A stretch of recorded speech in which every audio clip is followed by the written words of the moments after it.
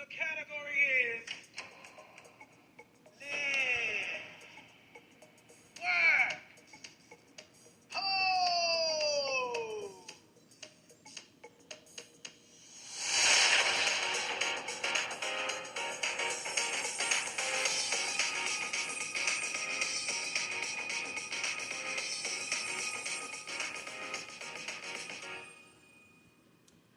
What's going on, everybody? Thank you to Speaker and YouTube. If you haven't already, please follow me on Speaker and please subscribe to my YouTube channel. It is Goddess, Goddess, K3, the number 3, NDRA. And I have a backup channel, same thing, Goddess, Goddess, K, the number 3, NDRA with the number 2.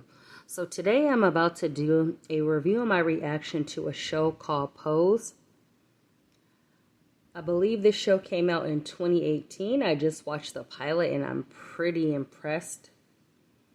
Honestly, what got me to wanting to watch this show is to understand the LGBTQ community and like the transgender and all this stuff, because even though at times I may not agree with everybody's lifestyle, it still never hurts to educate yourself and understand something and understand what somebody's gone through. We live in such a world where, like, if someone has a lifestyle that we disagree with, we tend to just treat people terribly. And my whole thing is, there are a lot of things that I disagree with in this world, but I don't ever make it my job to disrespect somebody. As you get older, you learn that just because you don't like something doesn't mean you have to hate somebody or treat them a certain way. You can always agree to disagree. Like a lot of things that people post on Facebook about certain things, I don't even argue. People who really know me know not to put certain things on my page.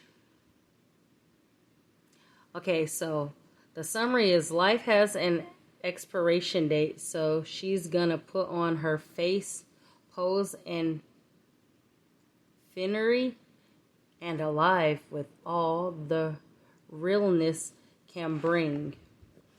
So it starts out with everybody at the house of abundance with mother. She's like, you know, we have to walk at the ball. So Blanca's like, what about royalty? Then mother's like, whatever. And the girl says, what's your tranny ass? Which that's rude. Go finish cooking food. So then she comes up with something with the same idea as Blanca. She's like, well, why do you have to steal my idea? She's like, you don't have the umph like I do. Basically, you ain't nothing. Which is completely rude, because I tell everybody, all of your ideas and things that you do, make sure to trademark your things.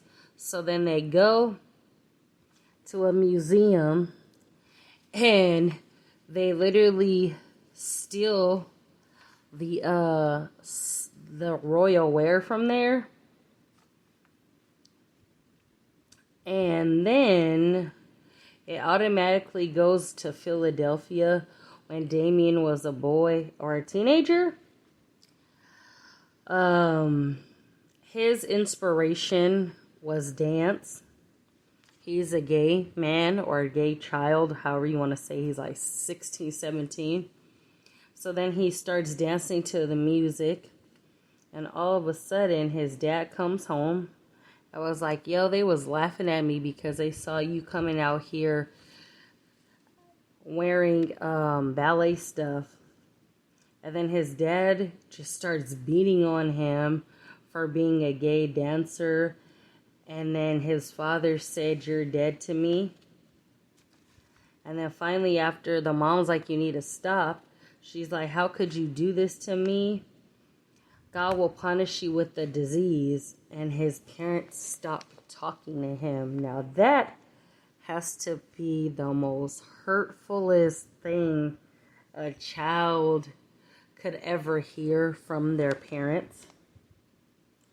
Like I said, I don't agree with that type of lifestyle, but if my child or any of them said, hey, Mom, I just want to let you know that I'm gay or bisexual. Do I like it? No, but I would never say some really messed up things like that. That's just, that hurt my heart. That really made me want to just break down and cry.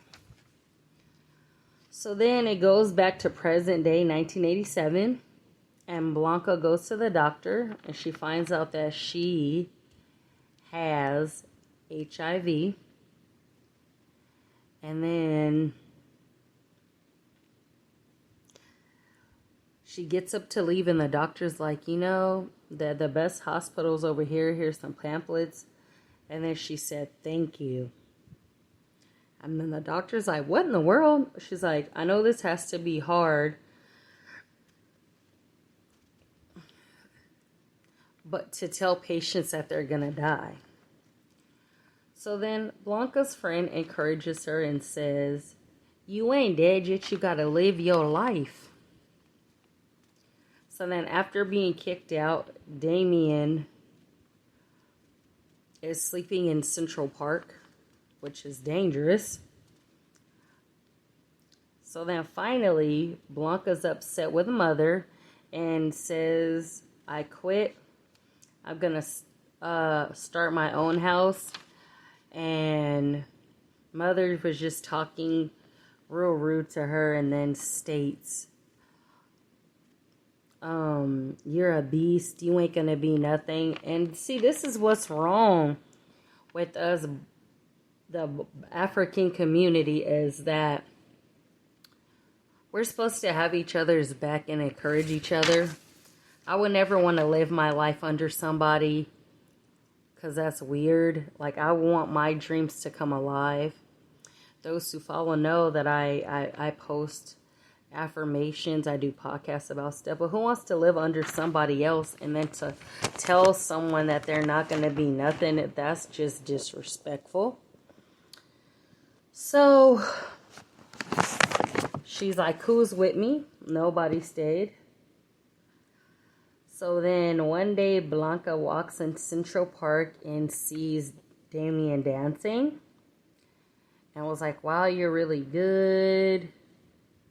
And she's like, why don't you join my house? The house is where we perform at these balls. He's like, oh, I'm going to be a superstar. That's not what I want. And she explains what it is. And then takes him to a ball. And then over dinner, Blanca tells Damien her story while they're eating. And she says, when I was a teenager, my mom used to just look at me so funny and go, yeah, have you seen that cute little girl running out your room every night? Boy, you ain't slick. And she goes, that's not my girlfriend or anything. That's me. And at that moment, her mother disowns her. She's like, I am not the boy you raised. I am a girl, Mother. Which I feel like the only way I could ever see myself like disowning my child is if they were a pedophile or like killed their siblings or something. But see, this is so wrong because we don't like someone's lifestyle. We'll definitely disown them. But in this current time, people are still cool with pedophiles and all type of weird stuff. But then they give us a BS reason why they support this pedophile. But then they feel like being in the LGBT community or bisexual, pansexual, homosexual, whatever, is the worst thing in the whole entire world when you support weird ass people, which that's not cool to me.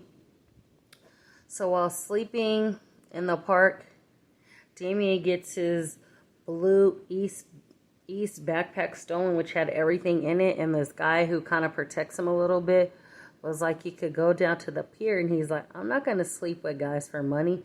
And he goes, the act, okay, but the money smells and spins the same. So then after that, Blanca starts her own house. Damien and another woman who's a prostitute ends up becoming one of her children, and then another guy, after they go to the ball and they lose, become a part of her house too. So she has 3 children in her house. And I loved how Blanca encouraged Damien to go apply at that dance school because he has talent like hell. And for some reason, he didn't turn in his application. It was too late, and Blanca talked the woman into seeing him dance. So then he dances, and he gets in.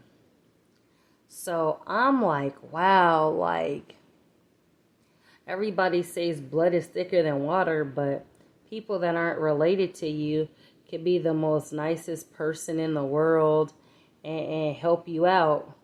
When your own people sit up here and act like they don't really care about you.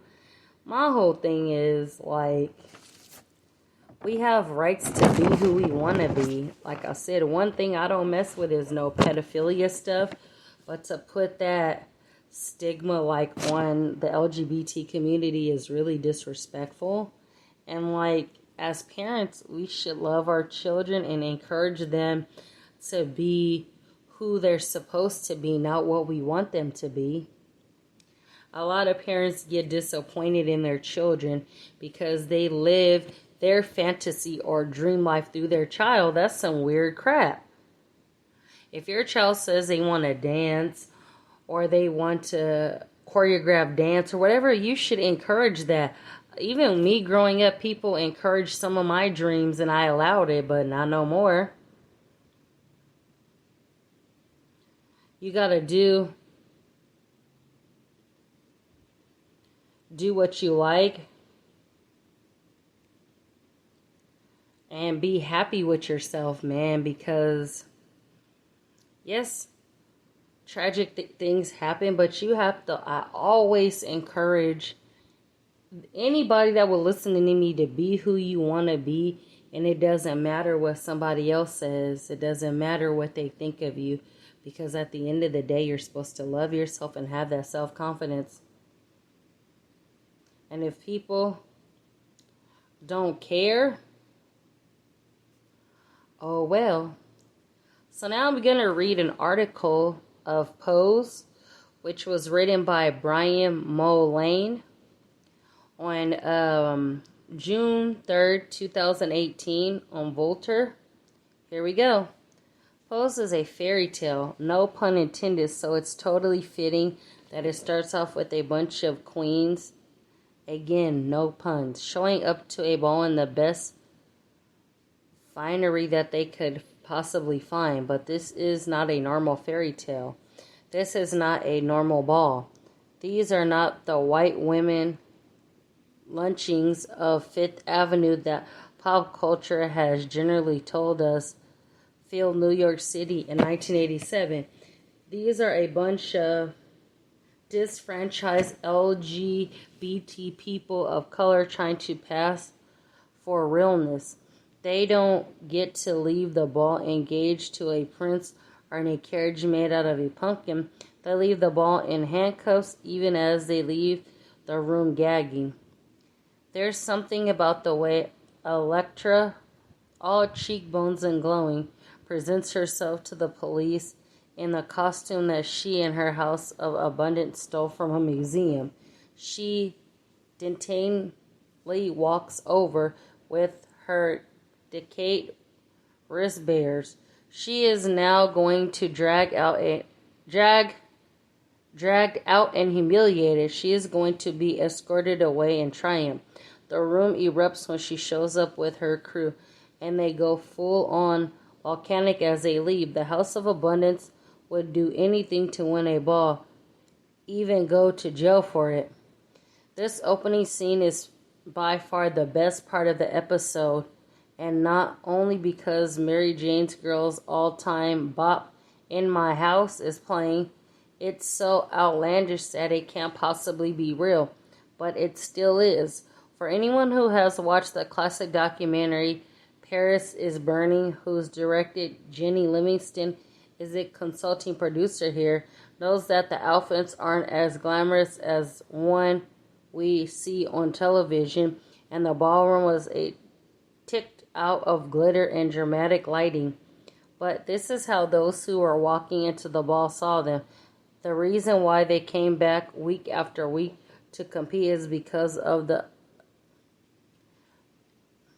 reason why they came back week after week to compete is because of the occasion had that magic realness was achieved.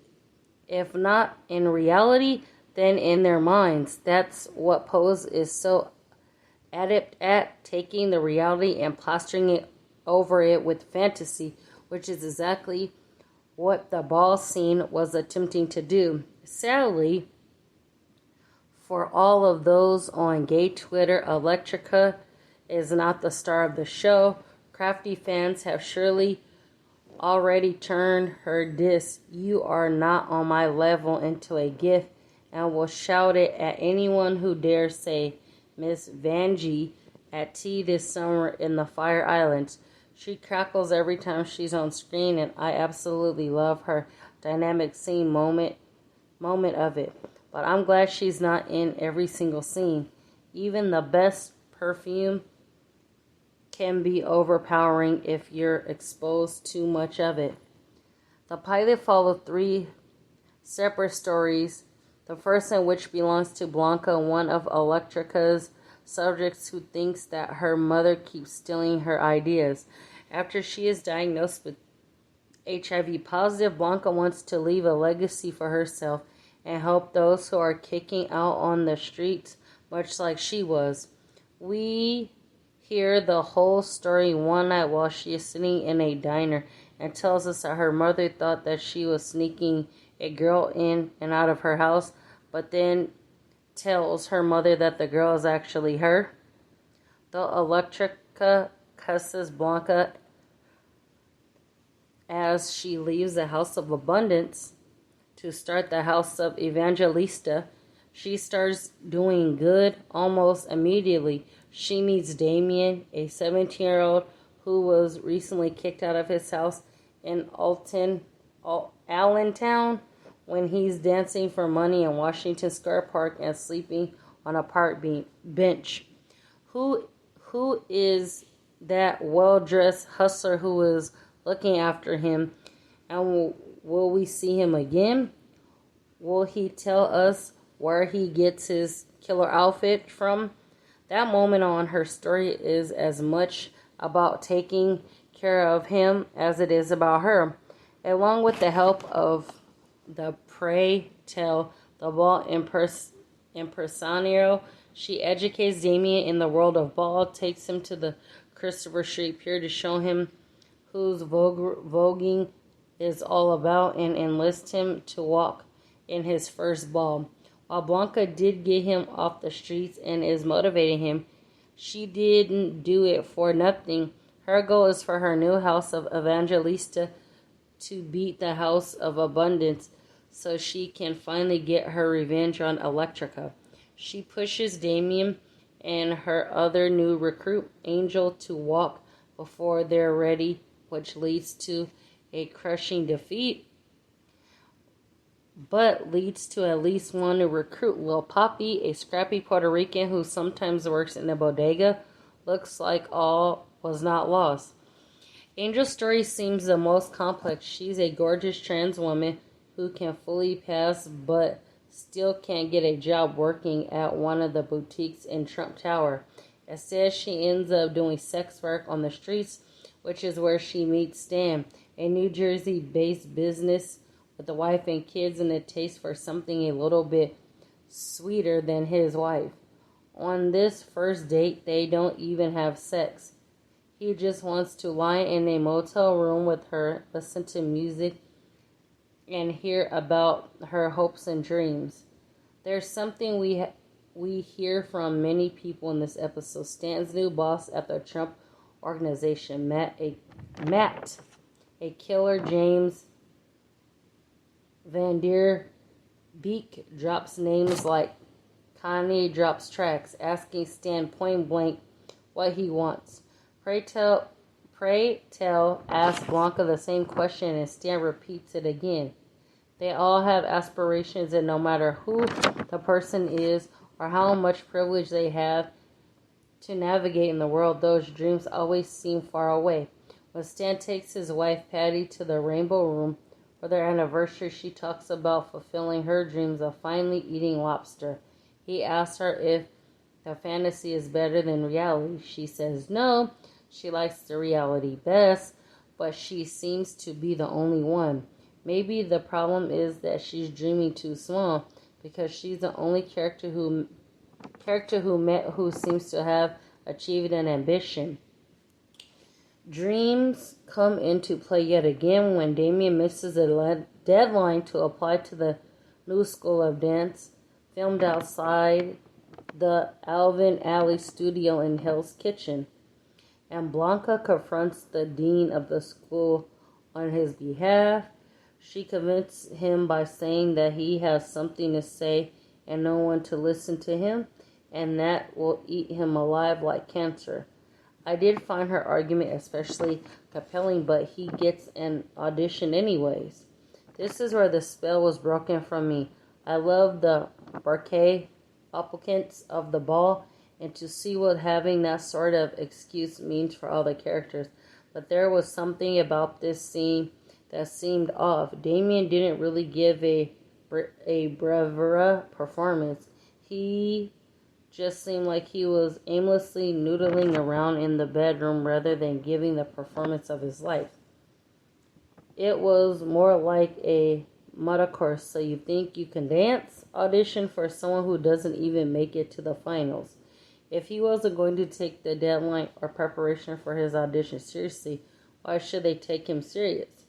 By the time he was rearranging the furniture and grinding on the administrators, I was totally lost. After dancing to the entire track of Whitney Houston, I Want to Dance with Somebody, as if director Ryan Murphy was trying to write every cent out of this expensive song, the dean come over and hug Damien and admits him. The great promise of Pose is it can show us that dreams and the dreamers that are so often overlooked in our society, especially 30 years ago when it was taking place. But the dream meant nothing if they aren't earned. Yep, you guys. So tomorrow I will definitely do Season 1, Episode 2 of Pose. Thank you so much. If you haven't already, please subscribe. Thank you.